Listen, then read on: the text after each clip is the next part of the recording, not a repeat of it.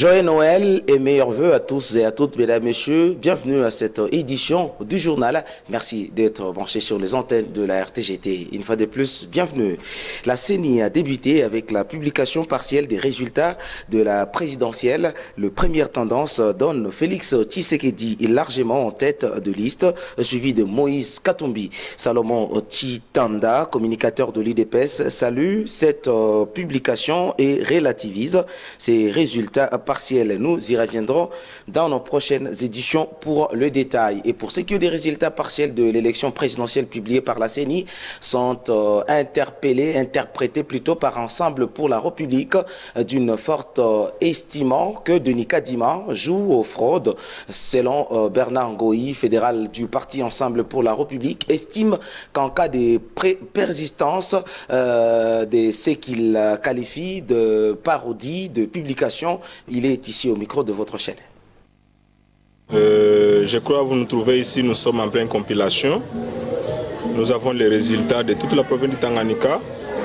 Nous avons réussi à avoir les résultats de toute la République. D'ailleurs, je vous informe qu'il est en train de publier les résultats alors que les centres locaux de compilation n'ont même pas débuté à la compilation des résultats au niveau des centres locaux de compilation des résultats. Donc dans chaque antenne, il y a un centre local de compilation où ils compilent les résultats avant d'envoyer à Kinshasa pour la promulgation. Mais Kadima et le régime de M. Félix Tshisekedi a fabriqué les résultats à partir de Kinshasa et proclamé son frère Tshisekedi. Et vous êtes sans ignorer que la loi électorale donne la prévalence aux résultats ou à la compilation manuelle. C'est ces résultats-là que nous attendons. Je crois que vous avez vu les PV où vous avez M. Félix Tshisekedi avec 2 voix, et où vous avez Moïse Katumbi avec 400 voix, alors que M. Kadima proclame son frère comme étant vainqueur des élections au niveau des résultats qu'ils sont en train de fabriquer à Kinshasa. Nous pensons que l'article 64 sera mis en œuvre de la Constitution. Nous pensons que la population est vigilante et nous attendons voir la suite que M. Kadima est en train de faire au niveau de Kinshasa. Qu'une disposition ne prévoit ce que Kadima est en train de faire. La loi oblige de publier les résultats bureau de vote par bureau de vote.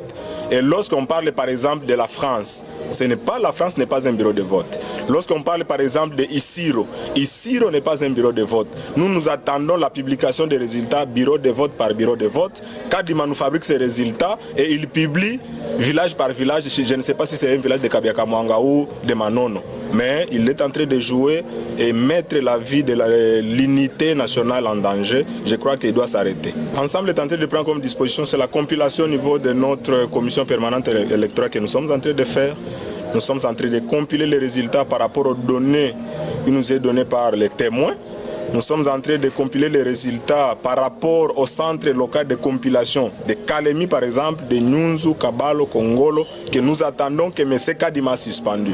Donc là, nous attendons les dépôts de pluie par rapport aux différents agents de la CENI de partout. Ils étaient dans des centres et des bureaux de vote. Ils sont en train de déposer. C'est après les dépôts que la CENI va lancer, selon les informations que nous avons reçues, va maintenant inviter tous les témoins dans les centres locaux de compilation pour participer à la compilation manuelle. C'est ce que nous attendons. Et donc les résultats qui sont proclamés par M. Kadima ne reflètent pas la réalité. Pourquoi? Parce que déjà au niveau des centres locaux de compilation, on n'a même pas encore commencé les compilations des résultats, mais lui publie les résultats qu'il avait déjà dans les dispositifs électoraux avant même les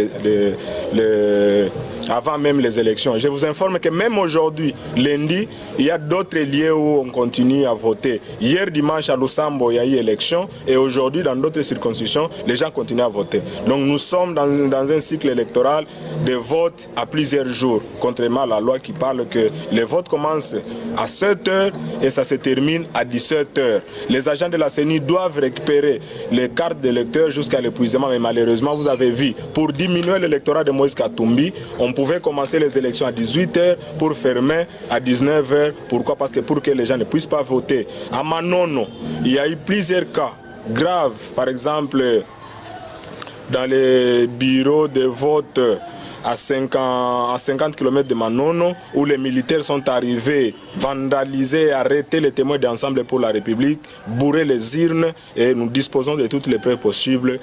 Nous attendons le moment opportun pour apporter cela. Mais je pense qu'on n'a pas le temps d'aller en justice, c'est la population d'appliquer l'article 64. Et du côté de l'UDPS Tanganyika, qui vient de réagir aux propos tenus par Christian Mwando Nsimba, lesquels propos jugés des séparatistes et des haines tribales. Le secrétaire exécutif de l'Union pour la démocratie et le progrès social, M. Bonheur Makelele, a lu cette déclaration de son parti ce 25, plutôt décembre 2023, devant leur siège à Kalemi. Démocratie et le progrès social, Fédération urbaine de Kalemi, le comité fédéral, déclaration politique pour un appel au calme et à la vigilance à toute la population congolaise. Nous, cadres et combattants de l'UDPS Tshisekedi, saisissons cette occasion en ce jour pour féliciter la CENI d'avoir organisé les élections générales dans les délais constitutionnels en dépit de certaines contraintes dont elle a fait face pendant ce processus électoral jusqu'au jour du scrutin. Nos sincères félicitations s'adressent particulièrement à la population congolaise de s'être rendue massivement au bureau de vote afin d'accomplir sereinement son devoir civique. En réalité, ces gestes témoignent que nous avons franchi un grand pas vers la démocratie. Nous saluons également les rapports préliminaires positifs du déroulement des élections transparentes, crédibles, inclusives et apaisées présentées par la mission d'observation électorale de l'Union africaine, IA ainsi, et celle de la communauté de développement de l'Afrique australe, SADC ainsi. Nos félicitations s'adressent aussi à tous les candidats qui ont concouru à cet exercice purement démocratique et nous leur demandons d'accepter au bon gré les résultats issus des urnes afin de justifier la maturité politique, car dans chaque combat, il y a toujours eu un gagnant et un perdant. Chers compatriotes congolais, c'est avec un grand regret que nous avons appris juste après la publication des premières tendances des résultats de l'élection présidentielle qui place très largement en tête son Excellence Félix Antoine Tshisekedi Tshilombo, candidat président à sa propre succession. Les discours d'incitation à la violence, à la haine tribale et à la balkanisation de notre cher et bon pays, la RDC, provenant de la bouche de M. Christian Mwando Kabulo, les partisans de la sécession katangaise, qui, dès le départ, avaient déjà proliféré de tels propos prédisant l'échec de son mentor en utilisant le terme « ciseaux » en cas de la non-recevabilité de la candidature de M. Moïse Katumbi lors de son passage à Kalemi. Chers compatriotes congolais, ce n'est pas par la guerre qu'on peut prendre le pouvoir, ni moins encore par l'incitation à la haine tribale qu'on peut prétendre devenir président de la République. Le destin de ce pays est entre les mains de ses propres filles, fils et filles. Voilà pourquoi nous mettons en garde toute personne ou groupe de personnes qui oseraient menacer l'intégrité territoriale de notre pays et condamnons jusqu'à la dernière énergie les complots ourdis en cours de préparation contre notre bon pays uni et indivisible.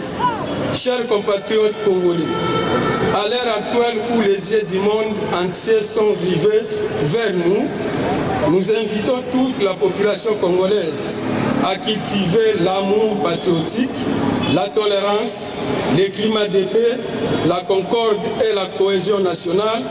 Et nous vous demandons de ne pas céder aux manipulations des politiciens en perte de vitesse qui tiennent des discours incendiaires contre notre République.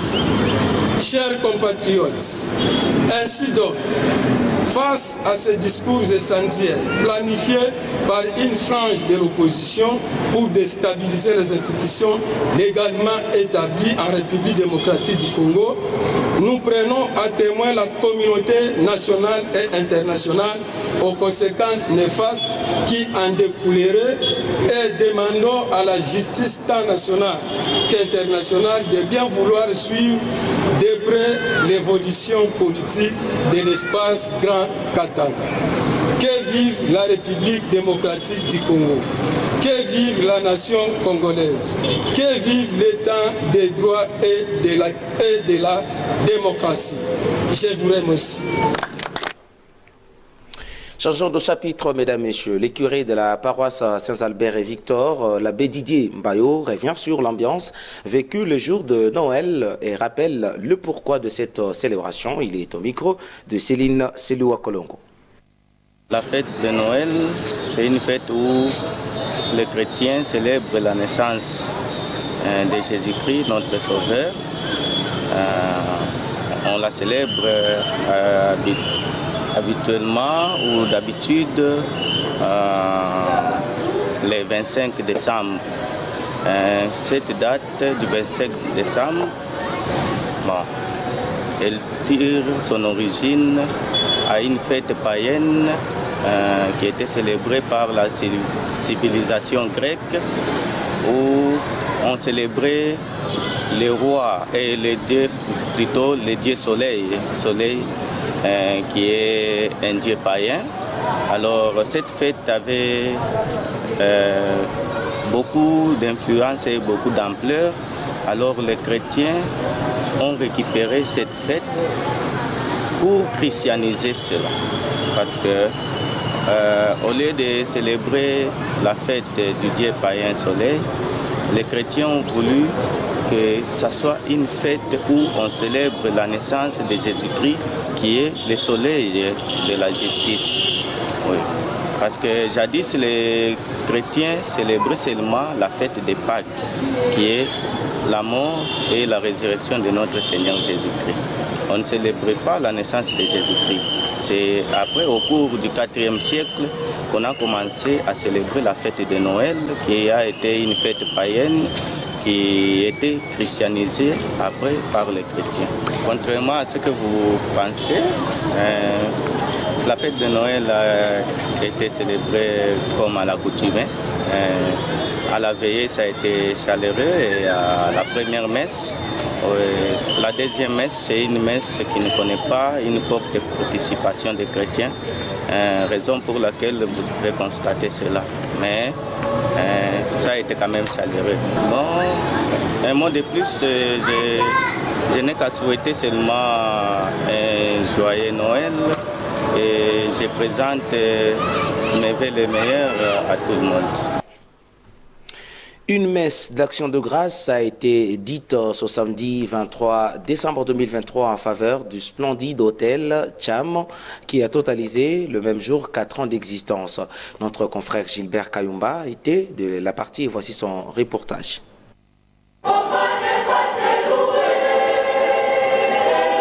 Samedi 23 décembre 2023, le luxueux hôtel Cham de Kalemi a célébré ses 4 ans d'existence. Pour marquer cette occasion, Cham Hotel a organisé une messe d'action des grâces en présence des différents prêtres de la ville de Kalemi.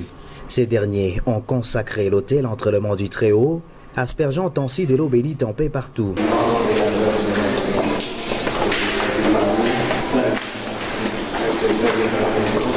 Dans son homélie, le Père a remercié Dieu pour la bénédiction qu'il a accordée à l'hôtel au cours des 4 dernières années. Il a également prié pour la prospérité continue de l'hôtel. Selon lui, faire appel aux prêtres à cette occasion au détriment des artistes mondains, comme le feraient plusieurs autres hôtels, est un acte louable. Il a pensé à une messe d'action de grâce. Ce n'est pas donné à tout le monde.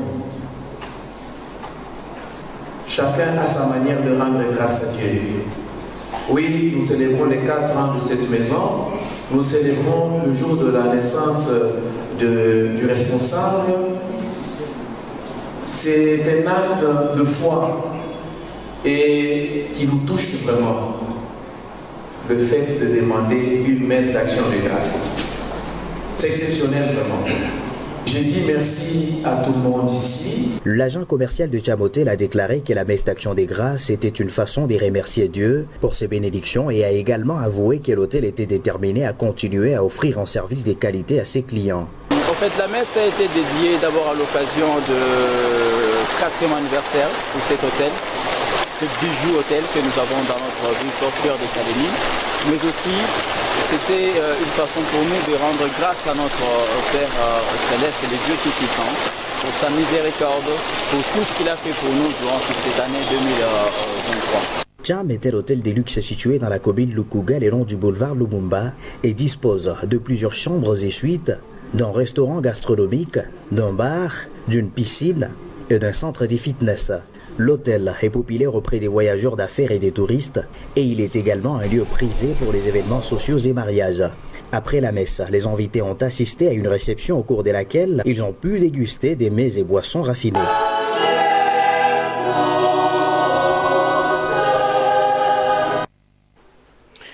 Le 25 décembre n'est pas une date qui marque la naissance de Jésus-Christ, mais par contre, c'est une journée longtemps consacrée à l'exaltation des dieux soleil à Rome. Ces propos sont du président provincial des églises primitives, pasteur David Mouigira, qui s'est ainsi exprimé devant la caméra de Samuel Mwamba-Ronstan.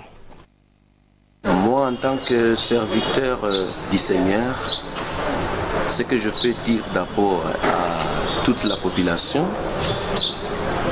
qui ont toujours eu l'habitude de célébrer cette journée du 25 décembre, aujourd'hui peut-être que ce sera la première fois qu'ils entendent que les jours de Noël en Rome, c'était d'abord le jour de l'adoration, où on n'adorait pas le Créateur, mais c'était le jour où on adorait le Dieu Soleil. Pourquoi? Parce que nous, le païen, ou le païen en général, ne connaissait pas le véritable Dieu. C'est ainsi que le païen avait l'habitude d'adorer plusieurs faux dieux. Et parmi ces plusieurs faux dieux-là, il y avait par exemple le dieu Jupiter, le dieu Saturne, le dieu Vénus, le dieu la Lune et le dieu Soleil.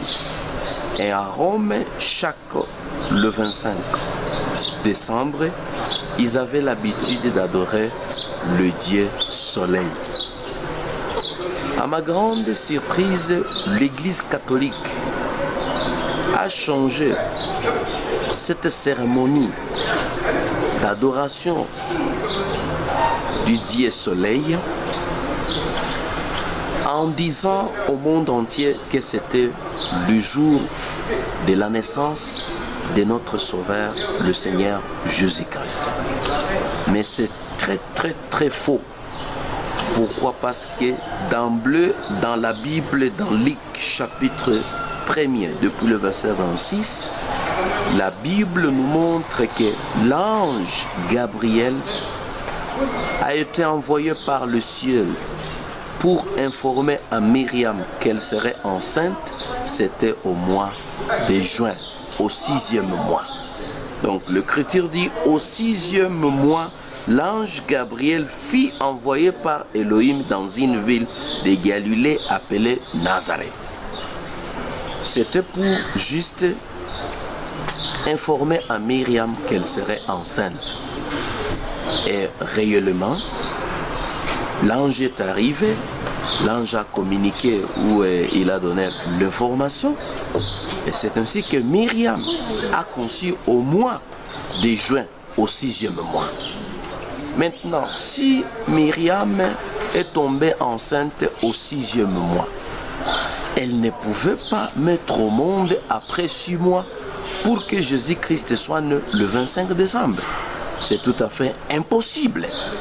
Parce qu'il est né comme tout le monde naît sur la terre. Il est né naturellement. Il a aussi accompli le 9 mois que l'enfant accomplit toujours dans le ventre ou dans le sein de sa mère avant de venir au monde. Et c'est comme ça que Jésus-Christ, nous le disons et nous affirmons qu'il n'est pas né le 25 décembre. Donc le 25 décembre, c'était notre jour d'adoration des faux dieux à Rome, où on adorait les faux dieux, les dieux soleil. Donc la cérémonie de Noël, c'est une cérémonie païenne. Et pour terminer, les journaux et médias en ligne parus le matin de ce lundi gravitent sur les débuts de la publication de premières tendances de résultats de la présidentielle 2023 par la CENI. Melchior Katontolo pour le journal de journaux.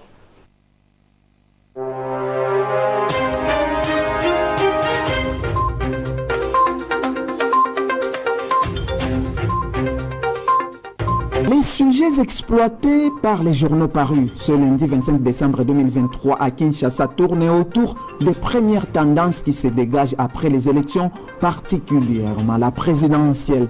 Mesdames et messieurs, bienvenue à l'écoute de la revue de presse. L'agence congolaise de presse ACP rapporte que la Commission électorale nationale indépendante, CENI en sigle, a annoncé à Kinshasa la publication des résultats du vote pour l'élection présidentielle en République démocratique du Congo, bureau par bureau, dès vendredi à partir de son centre de compilation Bossolo. Cette publication des résultats prévus normalement à la clôture du vote a connu un retard du fait de la prolongation des élections jusqu'à la journée du jeudi. Question de donner à tous les citoyens l'occasion d'exercer leur devoir civique. Comme annoncé dans son communiqué de mercredi, la CENI avait autorisé l'ouverture jeudi de tous les bureaux qui avaient démarré avec retard les opérations électorales du 20 décembre. Dans le même registre, Forum des As rapporte qu'après 2 jours de vote, la CENI, par la voix de son deuxième vice-président, Didi Manara, avait annoncé la publication progressive des résultats à partir du vendredi 22 décembre. Les scrutins combinés du 20 décembre se sont achevés jeudi 21 décembre dans la soirée suite aux multiples problèmes logistiques qui avaient empêché des bureaux de vote d'ouvrir la veille dans plusieurs sites. Le deuxième vice-président de la centrale électorale, d'après Didi Manara, la CENI serait en capacité de produire les premières tendances de ces scrutins grâce à son système Internet, mais devrait, pour se conformer à la loi, les confronter aux procès-verbaux des bureaux de vote avant toute publication. Ça sera soit Félix Tshisekedi, soit Moïse Katumbi, titre en manchette La Prospérité.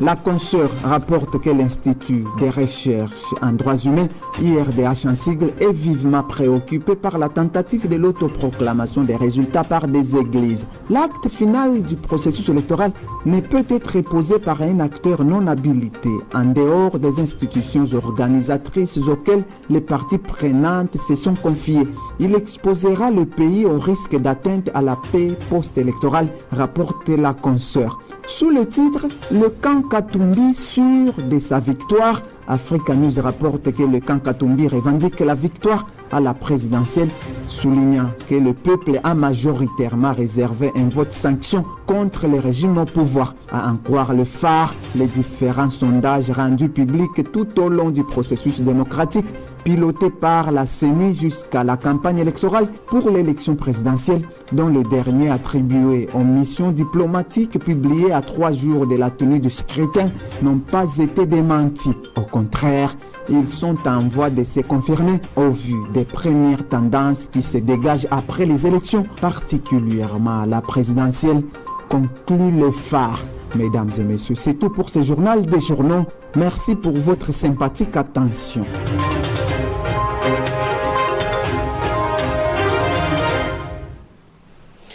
Mesdames, Messieurs, ce journal est terminé. Merci à vous de nous avoir suivis. Continuez à nous suivre et ne zappez pas. Joyeux Noël, les meilleurs vœux à tous et à toutes. À très bientôt.